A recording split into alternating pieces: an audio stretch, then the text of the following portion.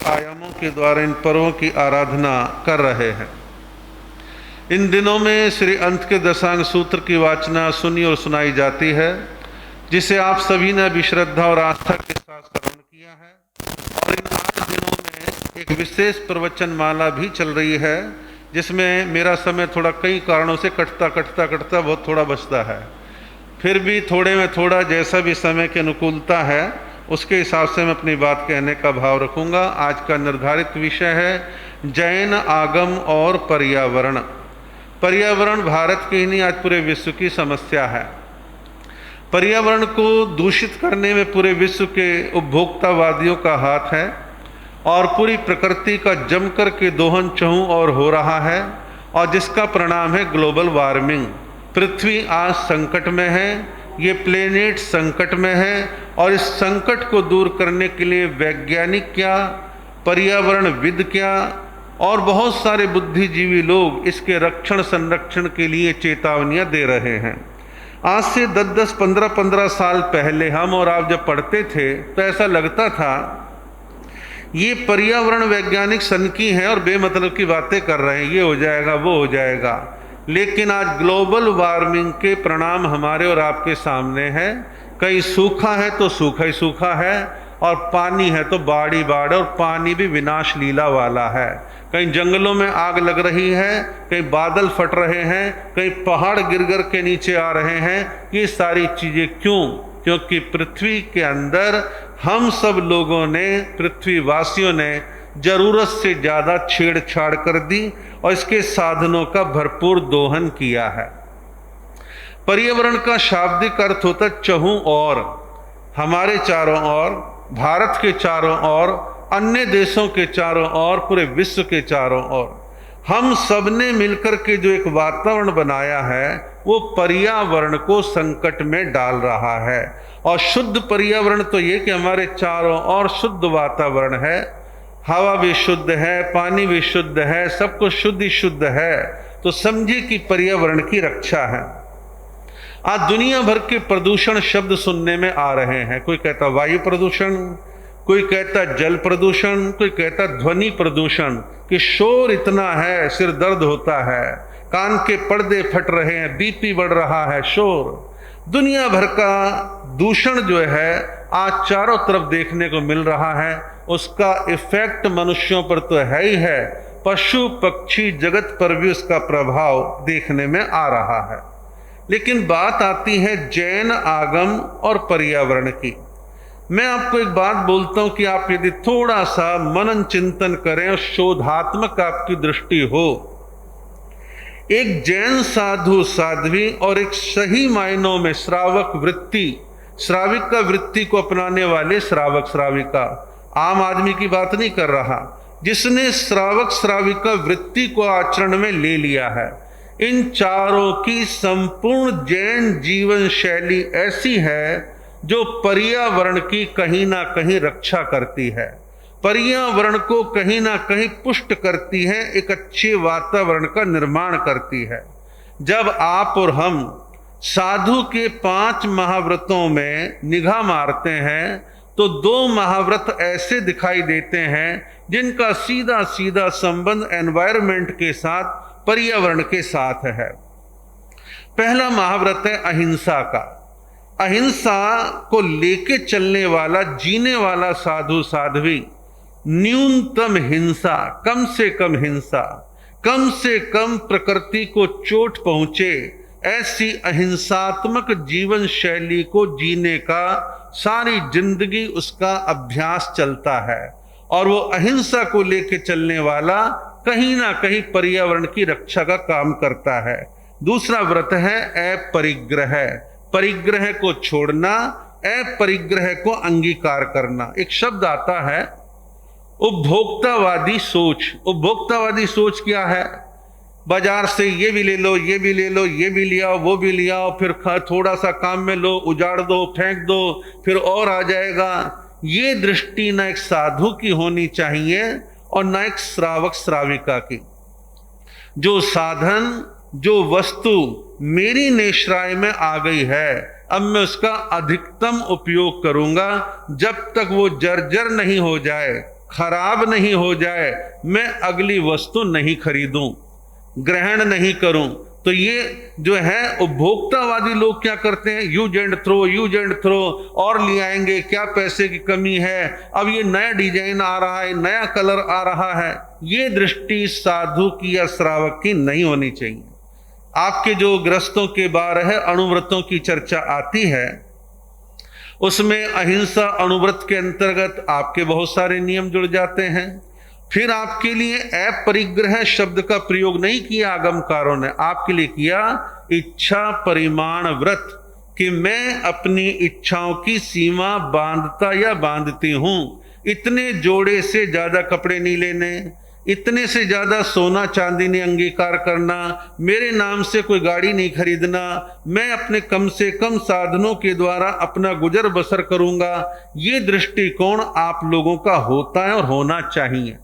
इसी के साथ प्रतिकर्मण में भी और अनेक जगह पर 15 प्रकार के कर्मादानों का वर्णन आता है, और 15 प्रकार के कर्मादान आप गृहस्थियों के लिए कहा कि आप गृहस्थी लोग 15 प्रकार के कर्मादानों को छोड़ दें, उनसे बचें या कम से कम उनका उपयोग करें। और 15 प्रकार के कर्मादानों में खास जो कहा है कि मैं जो हूं जंगल नहीं कटवाऊंगा, जंगल काटने का ठेका नहीं लूंगा, और मैं जंगल को उजाड़ूंगा नहीं, आग नहीं लगाऊंगा, मैं खानों की खदाई नहीं करूंगा, खान को मैं बर्बाद नहीं करूंगा, और मैं विष का जहर का व्यापार नहीं करूंगा, मैं हथियारों का व्यापार नहीं करूंगा, मैं तालाब और बावड़ी को सुखाने का ठेका नहीं लूंगा। ये सब क्या है, ये सब एनवायरमेंट की चीजें हैं जो एनवायरमेंट को दूषित करती हैं। लेकिन एक श्रावक श्राविका ऐसा कोई काम करने के लिए तैयार नहीं होता। इसी के साथ जब हम लोग आचारांग सूत्र को पढ़ते हैं, तो आचारांग सूत्र में सबसे पहले आता है षट जीव निकाय का वर्णन। षट जीव निकाय, षट कहते हैं 6 को, जीव निकाय यानी जीवों का समूह। 6 प्रकार के प्राणी जीवों के समूह को बचाने का संकल्प साधु साध्वी के जीवन में उस महत्वपूर्ण भूमिका अदा करता है। और 10वें कालिक सूत्र के अंदर में भी प्रारंभ में इन चीजों के वर्णन प्राप्त हो जाते हैं, और जब साधु महाव्रत अंगीकार करता है तो षट जीव निकाय के व्रतों को भी उनके साथ अंगीकार करता है। आचार्य श्री आत्माराम जी महाराज के द्वारा संपादित आचारांग सूत्र के अंदर षट जीव निकाय का बहुत डिटेल में वर्णन है, और बड़ा वैज्ञानिक डिटेल देते हुए, समझ देते हुए उसमें कहा है कि षट जीव निकाय में जीव कैसे होते हैं। अब जैसे पृथ्वी काया हम बोलते हैं कि पृथ्वी काया का भाव क्या है, कि मैं पृथ्वी खोदूंगा नहीं, पृथ्वी खुदवाऊंगा नहीं, खोदने वाले की अनुमोदना करूंगा नहीं। यहां तक आता है कि साधु, अब तो चलो भाई फ्लस में जाते हैं, पहले खेत खलिहानों में जाते थे, कच्ची जमीन है तो कहा कि साधु जिज्ञासावश लकड़ी का लीकड़ा लेकर जमीन की खोदा खादी ना करे, वह सहज रूप से शौच की क्रिया से निवृत्त होके हाथ की अपनी शुद्धि करके अपने ठिकाने पर आ जाए। पृथ्वी खोदने का काम, उत्खनन का काम बिल्कुल नहीं करना। और पृथ्वी अपने आप में जीवों का पिंड है, और उसमें प्रत्यक्ष दिखने वाले भी जीव हैं, सूक्ष्म जीव भी हैं, इसलिए जमीन को खोदने का निषेध किया गया। अब काया पानी, पानी में जीव माना। एक समय था आर्य समाजी हमारी मखौल बनाते, जैनियों को पानी में कहां से जीव दिखाई दे गए, लेकिन साइंस ने सिद्ध कर दिया, दुनिया मान रही है, और डॉक्टर्स कहते हैं कि देश के नागरिकों को साफ शुद्ध जल मिल जाए तो पेट की कई प्रकार की बीमारियां समाप्त हो जाएं। जैनों ने तो शुरू से कहा भी पानी को छान करके पियो, और पानी को छान के पियो, उबाल के ठंडा करके पानी पियो, फ्रासुक पानी पियो, इस प्रकार की बातें कही। और ये कहा कि साधु साध्वी श्रावक श्राविका पानी का सीमित प्रयोग करे, अंधाधुंध पानी को डोलने खिंडाने का काम वो बिल्कुल भी ना करें। इस प्रकार से अपकाया की बात हमारे यहाँ पे कही गई। तेवकाया यानी तेवकाया अग्निकाया, कि अग्नि स्वयं अपने आप में जीवों का पिंड है। तो साधु के लिए तो कहा कि वे अपने निमित्त से अग्निकाया का प्रज्वलन ना करे, ना करवाए, इनसे बचने का यथासंभव हर प्रकार से अभ्यास उसको करना चाहिए कि मैं ऐसा ना करूं। और रही बात बिजली की, आज बिजली लाइट हमारे आपके सबके जिनका अंग बन गया, लेकिन इतना विवेक तो बरत सकते हैं कि अब बिजली का उपयोग नहीं है तो स्विच ऑफ कर दिया जाए। प्रवचन समाप्त हो गया, लोग जा चुके हैं, 18-20 पंखे लगातार चल रहे हैं, तो उसे कोई सज्जन व्यक्ति तुरंत बंद कर दे, अब काम में नहीं आ रहे हैं। तो कहने का मतलब आग है, बिजली है, इनको कम से कम प्रयोग में लेने का भाव रखना, इसके जीवों को बचाना। फिर इसके पश्चात चर्चा आती है वायु काया की। वायु में जीव माना गया कि वायु में जीव है। अब वायु के जीव की बात जब भगवान महावीर ने कही, केवल ज्ञानियों ने कही, तो बाद के वर्षों में बहुत सारे लोगों ने इनको, जैनों को, कहां से हवा में जीव दिखाई दे रहे हैं। लेकिन वायुमंडल सूक्ष्म जीवों से भरा पड़ा है। और ये मास्क जो आया ये इसीलिए आया, और ये कोरोना में आया ऐसा नहीं है। वैज्ञानिकों ने बहुत पहले इस बात की खोज कर ली थी। ऑपरेशन थिएटर में घुसना है, संवेदनशील मरीज को देखना है, तो मास्क लगा के देखते हैं कि सामने वाले के जर्म्स मेरे को या मेरे उसको ना पहुंचे, इसलिए मास्क की व्यवस्था करी गई है। और हमारे मुखवस्त्रिका का प्रयोग इसलिए है कि हम जब फास्ट तेजी से बोलते हैं, हमारे अंदर की जो गर्म हवा है वो बाहर के जीवों से टकरा के उनका मिश्रण होकर के बाहर के जीवों का घात होता है। तो इस प्रकार भाव कहने का ये है कि वायु को भी हम दूषित ना करें। किससे? हम वायुमंडल को दूषित करने में विभिन्न प्रकार की गैसों का उत्सर्जन वायुमंडल में करते हैं। ग्रीन हाउस गैसों की चर्चा खूब आती है। तो वायुमंडल को यथासंभव दूषित ना करें, इस बात का ध्यान रखें। और वायुमंडल को शुद्ध करने का एकमात्र प्राकृतिक साधन है, वो है अत्यधिक ज्यादा से ज्यादा हरियाली लगाना, पेड़ लगाना। ये प्रकृति की अशुद्धि को अवशोषण करते हैं और वायुमंडल को शुद्ध बनाते हैं। फिर हमारे यहाँ कहा गया वनस्पति काया। वनस्पति काया का भाव ये है, जितने भी पेड़ पौधे आदि हैं, इनको साधु तो बिल्कुल भी ना काटे, ना छुए, ना विध्वंस करे, ना उसकी आज्ञा दें। और हमारे यहाँ पर जो है लगाने का निषेध नहीं है, काटने का निषेध है। और बहुत सारी धार्मिक संस्था इस कंफ्यूजन में है कि ना भाई अपने को पेड़ भी नहीं लगाना, दोष लगेगा। लेकिन पेड़ लगाने में कोई दोष नहीं है। और हमारे बहुत सारी ऐसी संस्थाएं जो जैनों की हैं, वो इस प्रकार के काम कर रही हैं, वृक्षारोपण का काम करती हैं।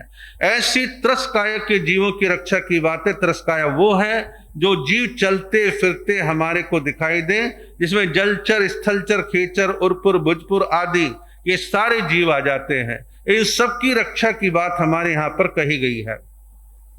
फिर आम सर्वसामान्य व्यक्ति के लिए हमारे संपूर्ण जैन समाज की तो एक ही भावना रहती है कि अधिक से अधिक लोग शाकाहारी बने। और शाकाहारी बनने का मतलब है कि आप पर्यावरण की रक्षा का काम कर रहे हैं, क्योंकि मांसाहार अनेक प्रकार के जीवों का घात करता है। और मांसाहार की जो तैयारी है वो अनेक प्रकार के आरंभ समारंभ के द्वारा होती है। मांस में एक जानवर कटता है, ब्लड बहता है, मांस की सफाई के लिए दुनिया भर का पानी बर्बाद होता है। और जो लोग मांस खाने के लिए फार्मिंग का काम करते हैं, जीवों को खिला खिला के पैदा करते हैं, फिर देर से बेर को काट के खा जाते हैं। उसके लिए पानी चाहिए, हरी घास पैदा करनी होती है, और देर सवेर इन सब चीजों का प्रभाव पर्यावरण पर पड़ता है। आप कुछ करना चाहते हैं, एक काम और कर सकते हैं, आप रोटी खाएं, चावल खाएं, मना नहीं है। चावल की मात्रा आप 50% या और जितना कम ज्यादा कर सकते, चावल कम खाएं। गेहूं की फसल में जितना पानी लगता है, चावल की फसल में 4-6 गुना ज्यादा पानी लगता है। और चावल शुगर भी पैदा कर, शुगर तो खैर गेहूं भी पैदा करता है। मल्टीग्रेन की रोटियां आप सब खाने लग गए हैं। भाव कहने का यह है कि हम छोटे छोटे अभ्यास प्रयास के द्वारा एनवायरनमेंट को सुरक्षित करने का काम हम लोग कर सकते हैं। दिन से शादी का प्रावधान था, ये सारा पर्यावरण की रक्षा का काम है।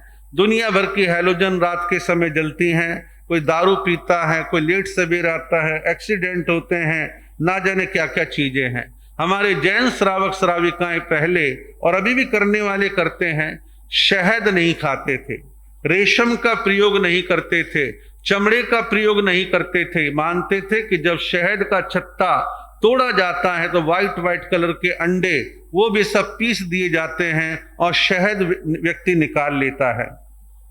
रेशम के कीड़ों को मार करके रेशमी वस्त्र तैयार होता है जिसमें शाइनिंग है, चमक है, और फैशनेबल लोगों के लिए वो चीजें बड़ी प्रिय होती हैं। और ऐसे ही चमड़े का उपयोग कम से कम करने का प्रयास किया जाए।